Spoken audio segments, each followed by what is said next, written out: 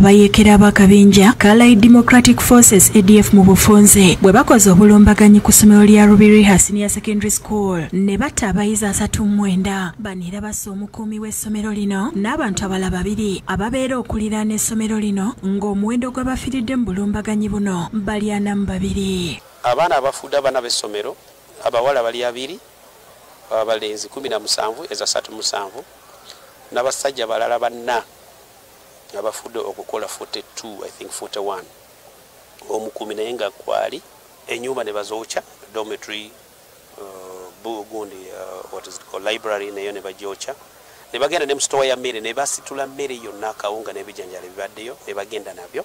Essomero lya Rubiriha lisangwa mu Town Council eye Rubiriha mu wadi y'e Nyabugando kilomita 2 zokka okuva ku nkambi y'amagye okuliraana ensalo ya Uganda ne Congo. Abatamanya ngamba bano bateekedde ebisiro by'abayizi omuliro abamu ne babasanjaga n'oluvannyuma ne baluutinga emmere mu sitowa z'essomero mu kiresezo olwaleero. Simanyi bwe batutte, simanyi bali mu ddwaliro kati simanyi waliwo n'abalala bayokeza beyond waliwo bwe basibidde mu dormitory abalenzi abana bo babadde bakubya nyondo.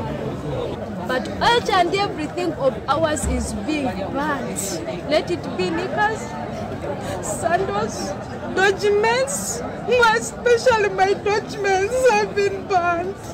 Ekiro batasinze essomero lino Mpondwe Lubira Secondary School nibata abaana awo naawo nga nibata abaana 22 naye abalala nibabasula mu bbomu 17 abo nabo nibafa mu community nibata abantu 2.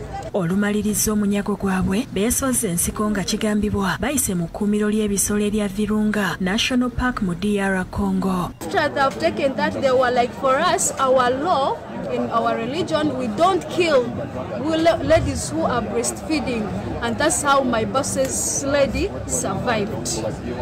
So they chased her out of the room.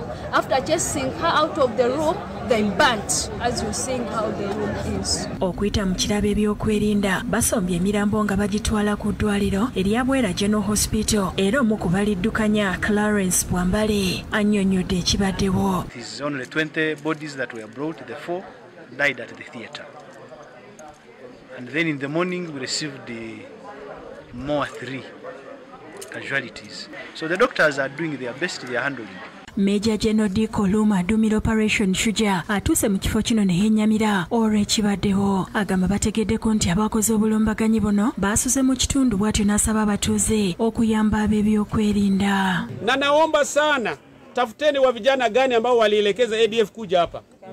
Walitoka kule Kasindi Port, walikuja hapa polepole usiku wakalala siku 2 ndio wakakuja kuchoma watu. So kila mtu kuwa alert, kama naona mtu ambao hapana elewa kamata. Sio kwamba tunaenda kumfunga. Ayongeddeko nti tebatudde batandikiddewo okufeffetta abayekera bano yonna gye baddukidde n'okutaasa abaana be bawambye. Lakini chenye nataka kuambia kila mtu akuwe macho.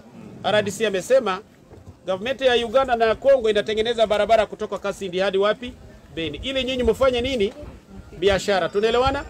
Mu balala abatuuse mu kifo kino be babaka b'ekitundu okuli Florence Kabugo ne Ferigo Kambale nga nabo bennyamidde olw'obulumbaganyi obukoleddwa ku baana b'essomero. It is unfortunate that our students have died, over 14. We have very many security detaches across the border of Uganda and DRC. I'm surprised that our students have been killed. I say sorry to all the people of this place because really we have lost our people.